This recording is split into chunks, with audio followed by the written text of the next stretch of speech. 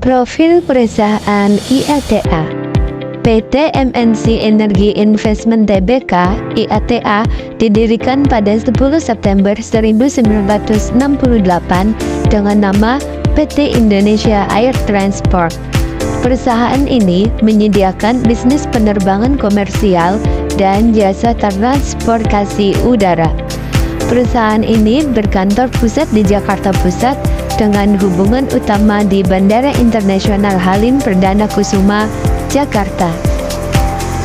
PT Indonesia Transport dan Infrastruktur Tbk atau IATA memulai kegiatan usaha komersial sejak pada tahun 1969. PT ini beberapa kali sempat mengalami perubahan nama, di antaranya yaitu PT Indonesia Air Transport pada tanggal 10 September 1968, kemudian diganti menjadi Indonesia Air Transport Tbk pada tahun 2006, kemudian diganti menjadi Indonesia Transport dan Infrastruktur Tbk pada 23 Januari 2014, dan sekarang berganti nama menjadi PT Energy Investment Tbk pada tanggal 16 Maret 2022. Berdasarkan anggaran dasar perusahaan, ruang lingkup kegiatan IATA adalah dalam bidang investasi dan perusahaan induk, khususnya di sektor pertambangan batubara. Saat ini, kegiatan utama IATA adalah bergerak dalam bidang investasi dan menjadi perusahaan induk, sedangkan anak perusahaan bergerak di bidang usaha pengangkutan udara niaga dan jasa, serta pertambangan batubara. Di tanggal 31 Agustus 2006, IATA memperoleh pernyataan efektif dari BPPM LK untuk melakukan penawaran umum perdana saham IATA kepada masyarakat sebanyak 432 juta dengan nilai nominal 100 per saham dengan harga penawaran 130 per saham. Saham tersebut dicatatkan pada Bursa Efek Indonesia pada tanggal 13 September 2006. Laporan keuangan PT IATA. Berdasarkan laporan keuangan di atas, aset yang dimiliki PT IATA dari tahun 2017 hingga tahun 2023 mengalami peningkatan atau cenderung mengalami kenaikan setiap tahunnya, dan diestimasikan pada tahun 2023 aset perusahaan sebesar 3,78 triliun. Adapun untuk liabilitas PT IATA cenderung meningkat dan diestimasikan pada tahun 2023 liabilitas PT IATA sebesar 2,19 triliun. Dan untuk modal sendiri pun PT IATA mengalami kenaikan, yaitu sebesar 1,59 triliun.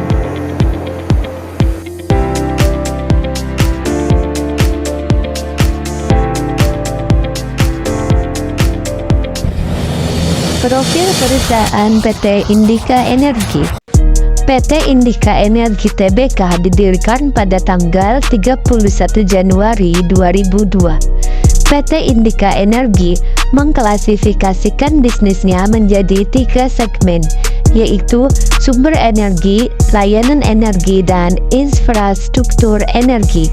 Segmen sumber energinya berfokus pada eksplorasi, produksi, dan pengolahan batubara. Di bisnis energi, tambang batubara dimanfaatkan oleh anak perusahaan perseroan, yakni Kideko Jaya Agung dan Multi Tambang Jaya Utama yang beroperasi di Kabupaten Pasir, Kalimantan Timur. Perusahaan sendiri memiliki lebih dari 20 anak perusahaan langsung antara lain PT Indika Energi Infrastruktur, PT Indika Multi Energi Internasional, PT Indika Mineral Investindo, PT Mitra Bahtera Segara Sejati, dan lain-lain. PT Indika Energi resmi melakukan penawaran umum perdana di Bursa Efek Indonesia dengan menawarkan 937,3 juta lembar saham baru di harga 2.950 per saham. Per Juni 2023, perseroan tercatat memiliki dua pemegang saham pengendali, yaitu PT Indika Inti Investindo dengan kepemilikan 37,8% saham dan PT Teladan Resources dengan kepemilikan 28,1% saham. Laporan keuangan PT INDY. Berdasarkan laporan keuangan di atas, aset yang dimiliki PT INDY dari tahun 2017 hingga tahun 2023 mengalami penurunan. Dan diestimasikan pada tahun 2023, aset perusahaan sebesar 47,99 triliun. Adapun untuk liabilitas PT INDY cenderung mengalami penurunan dan diestimasikan pada tahun 2023 liabilitas PT INDY sebesar 26,76 triliun.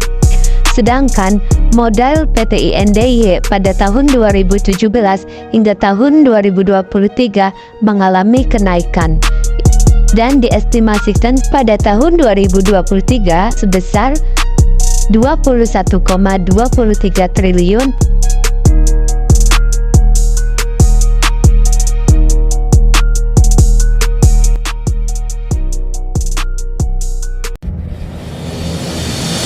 Profil perusahaan Ivisdeco Tbk.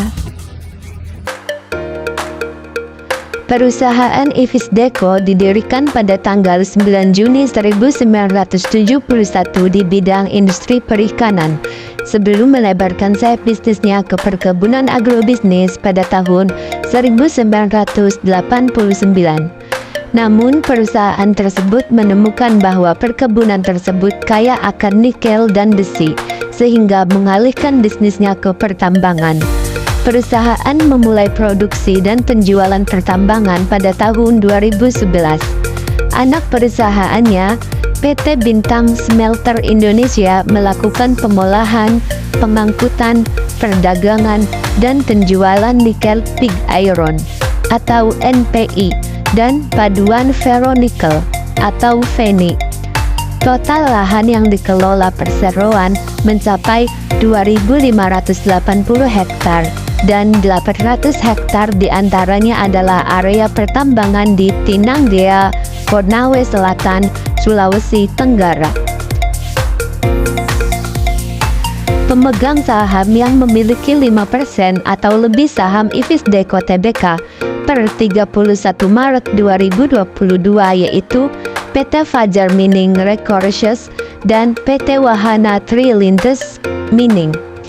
Pada tanggal 26 November 2019, Ivisdeco memperoleh pernyataan efektif dari Otoritas Jasa Keuangan untuk melakukan penawaran umum perdana saham Ivisdeco kepada masyarakat sebanyak 425 juta saham baru dengan nilai nominal 100 per saham dengan harga penawaran 440 per saham. Saham-saham tersebut dicatatkan pada Bursa Efek Indonesia pada tanggal 5 Desember 2019. Laporan keuangan PT Ivisdeco. Berdasarkan laporan keuangan di atas, aset yang dimiliki PT Ivisdeco dari tahun 2017 hingga tahun 2023 mengalami peningkatan atau cenderung mengalami kenaikan setiap tahunnya. Dan diestimasikan pada tahun 2023, aset perusahaan Ivisdeco sebesar 1,07 triliun. Adapun untuk liabilitas perusahaan Ivisdeco cenderung meningkat dan diestimasikan pada tahun 2023 liabilitas perusahaan Ivisdeco sebesar 286,60 miliar dan untuk modal diestimasikan pada tahun 2023 sebesar 785,89 miliar.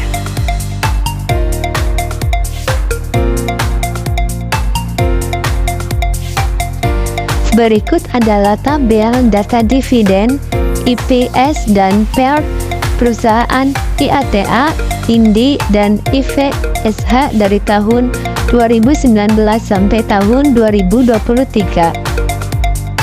Dapat dilihat, dividen EPS dan PER perusahaan dari tahun 2019 sampai tahun 2023 dapat diambil kesimpulan bahwa PT INDY memiliki PER yang rendah selama 5 tahun ke belakang dibandingkan dengan kedua PT lainnya. PT IATA memiliki PER sebesar 0,7, sedangkan PT INDY sebesar 0,364 dan PT IFSH sebesar 6,26. PER rendah menandakan bahwa harga saham pada PT berada pada kondisi yang murah. Selain itu, bisa mengurangi resiko atas investasi dari fluktuasi harga. Selanjutnya yaitu tabel yang menunjukkan perhitungan DPR dan CAGR dari ketiga perusahaan. Di sini dapat dilihat bahwa perusahaan INDY memiliki CAGR paling tinggi dibandingkan dua PT lainnya.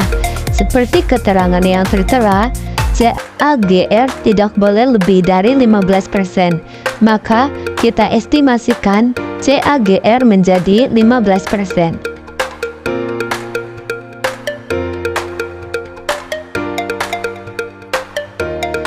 Tabel selanjutnya menunjukkan perhitungan future value EPS selama 5 tahun ke depan. Untuk PT IATA memiliki future value EPS yang cukup tinggi dibandingkan PT INDY dan PT IFSH. PT IATA memiliki nilai future value EPS sebesar 1,810,79, sedangkan PT INDY sebesar 127,866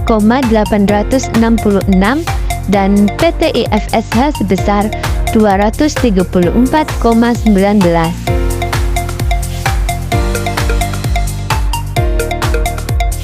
Tabel selanjutnya yaitu perhitungan terhadap akumulasi dividen.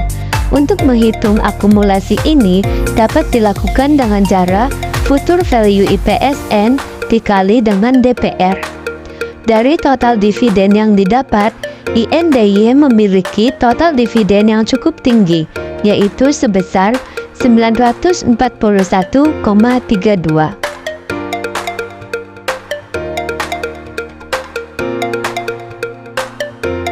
Tabel selanjutnya menghitung future value harga saham.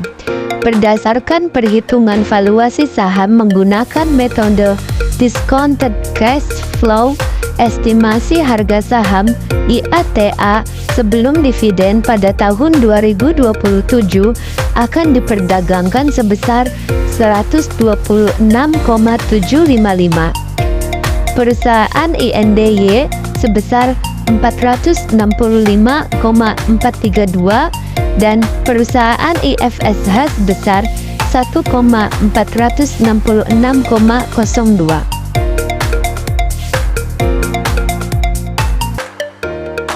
Tabel selanjutnya yaitu menghitung hasil harga total future value ketiga perusahaan berdasarkan valuasi saham menggunakan metode discounted cash flow. Estimasi harga saham setelah dividen perusahaan IATA pada tahun 2027 akan diperdagangkan sebesar 486,175. Perusahaan INDY sebesar 1,046,75, sedangkan perusahaan IFSH sebesar 174,386.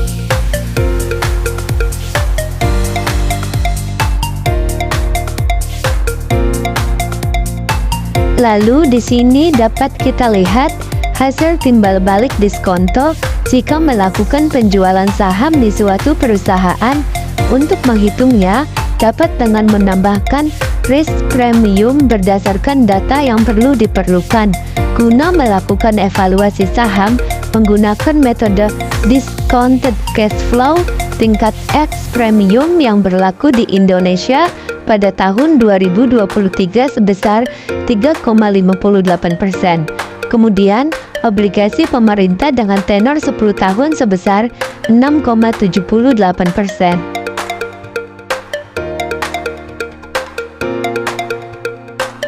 Kemudian, menghitung harga wajar yang akan dibandingkan harga saham di tahun 2023 ini akan menentukan perusahaan tersebut termasuk ke dalam overvalued atau undervalued.